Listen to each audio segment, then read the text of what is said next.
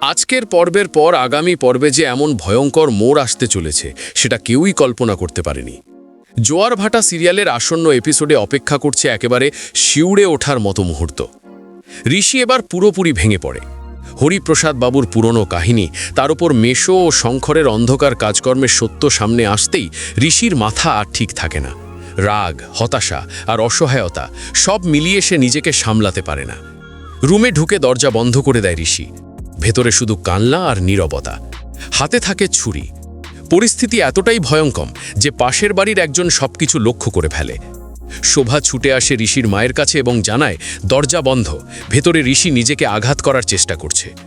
এরপর শুরু হয় আতঙ্ক। উজি, মা, পরিবারের সবাই দরজার সামনে দাঁড়িয়ে ডাকাডাকি করতে থাকে, কিন্তু ঋষি কারো কথায় সাড়া দেয় না।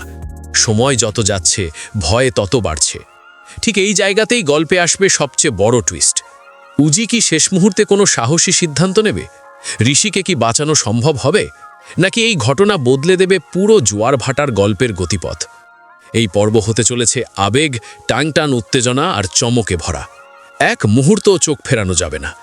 দেখতে ভুলবেন না জোয়ার ভাটা, প্রতিদিন রাত 9টায় শুধু জি বাংলাতে।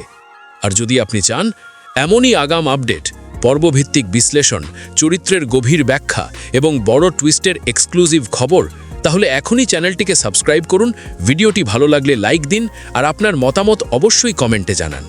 আমি আবার ফিরব জোয়ার ভাটার নতুন আপডেট নিয়ে। ততক্ষণ পর্যন্ত চোখ রাখুন সিরিয়ালের প্রতিটা মুহূর্তে।